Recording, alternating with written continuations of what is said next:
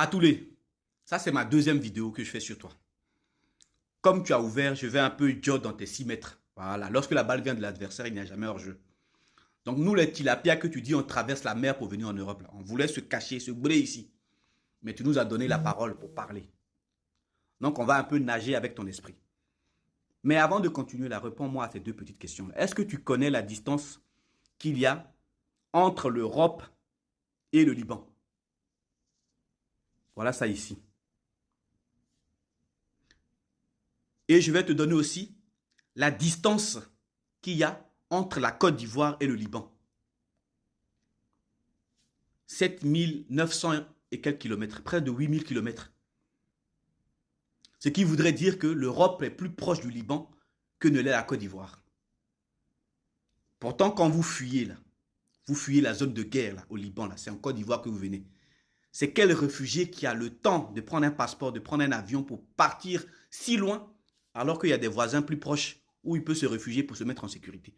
Donc si vous les Libanais, vous venez en Côte d'Ivoire, c'est parce qu'on vous a dit quelque part là-bas que votre Eldorado à vous, là, contrairement à nous, votre Eldorado c'est chez nous en Côte d'Ivoire. Voilà. Il n'a pas fallu la guerre pour que vous veniez par milliers en Côte d'Ivoire. Vous venez chercher quoi là-bas? C'est parce que vous avez vos intérêts là-bas. Mais quand tu nous dis que nous, on fuit, aussi on traverse la mer pour aller en Europe, là, tu n'es pas au courant que depuis des années, depuis même, je ne sais pas combien d'années même, l'Europe met en place des lois anti-immigration. Mais est-ce que tu nous as déjà vu mettre des lois, la Côte d'Ivoire fait des lois anti-immigration? Pour qui que ce soit. On nous demande de s'assimiler, de s'intégrer. Vous, on vous a déjà demandé quoi que ce soit en Côte d'Ivoire. Même ne fût-ce que s'intégrer même.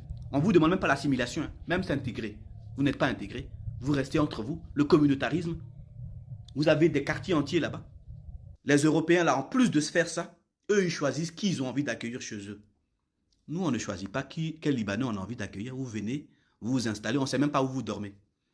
Vous avez tellement balancé nos sœurs du haut de vos balcons, de vos immeubles, que cela ne vous a pas dérangé pour de venir faire ça en Côte d'Ivoire. Il n'y a pas si longtemps que ça, l'année passée ou il y a 2 ans, un Libanais est venu balancer une sœur, une jeune fille du haut d'un immeuble en Côte d'Ivoire. Tu as pris la parole. Des Libanais se permettent de gifler des Ivoiriens, des policiers ivoiriens, pardon, ici. Tu prends la parole. Donc quand on vous donne à manger, là, sachez vous taire. Quand vous avez une forte diaspora, c'est parce que le pays le permet. Mais est-ce qu'il y a une diaspora ivoirienne ou même africaine au Liban? Quand je parle de diaspora, on parle des hommes d'affaires, des hommes qui prospèrent, qui réussissent. Les seuls gars qu'on voit chez vous, c'est ceux qui nettoient vos chiottes, comme on dit. Et quand ils ont fini de nettoyer, là, vous les rebalancez du haut de vos immeubles. On parle de ça et puis tu viens mettre ta bouche dedans.